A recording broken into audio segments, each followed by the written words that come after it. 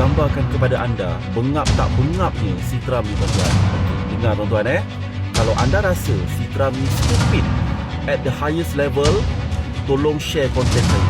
Saya kaji punya kaji kan, research punya research, rupa-rupanya la ilaha illallah, memang Trump ni, my goodness me, bloody idiot. Kita semua tahu kan, Presiden Amerika Syarikat ni pegang satu authority tau. Ada satu kuasa besar di mana mereka boleh meluluskan sebarang bentuk serangan kepada mana-mana negara dalam tempoh masa 60 hari tanpa mendapat kelulusan daripada US Congress dan Senate. Maksudnya Presiden Amerika ni boleh senang dia cakap, okey, kita akan buat military action. Sebagai contoh macam dekat Iran lah. Dan Kongres tak perlu luluskan pun. No need. Dia boleh proceed macam tu je. Okay? Tetapi tempoh masa yang diberikan adalah 60 hari.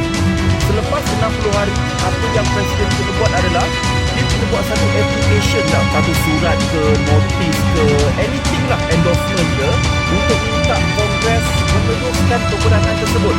Dan Kongres, US Senate, mereka boleh bersetuju ataupun menolak benda tu. Dan kita semua tahulah bahawa tempoh 60 hari itu telah tamat berselang beberapa hari yang lepas.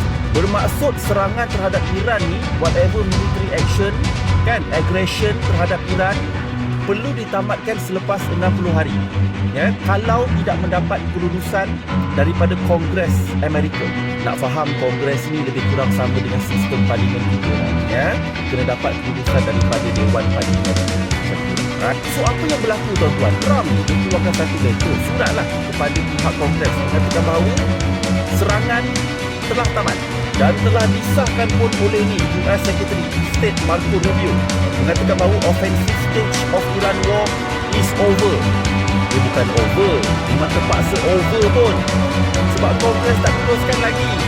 Dah lebih 60 hari dah. Kau tak payah umumkan pun tak apa. Memang perang tak boleh berterusan. Tak boleh. Dan si Trump keluarkan satu statement baru perang ke atas Iran boleh ditamatkan jika Tehran akur syarat. Tehran tak payah akur dengan syarat. Faham? Memang peperangan tak boleh diteruskan tu. Faham?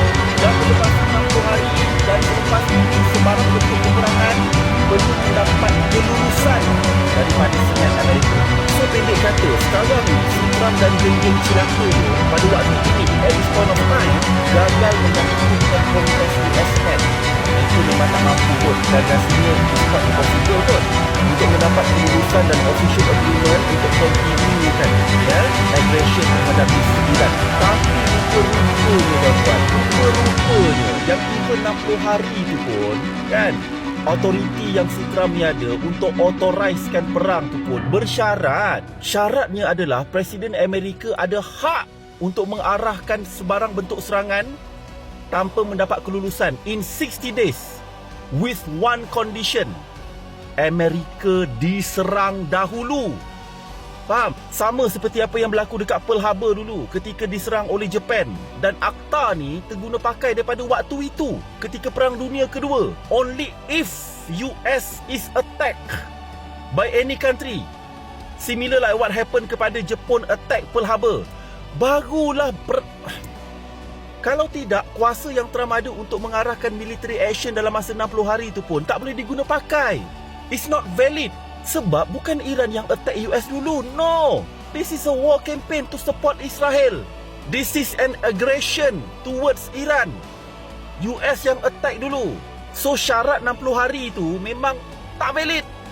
Tak valid. Persoalannya, macam mana engkau sebagai US President kau tak boleh faham all these terms dan macam mana tim kau, especially Pete Hegseth tu, pun tak advise kau dengan benda yang sama. Sebab itu, tuan-tuan, kita kena declare this guy is bloody idiot. Totally outrageous action. Untuk itu, tuan-tuan, kita viralkan, kita exposekan kebodohan dia ni. Share lah video ni supaya semua orang tahu how stupid this guy is.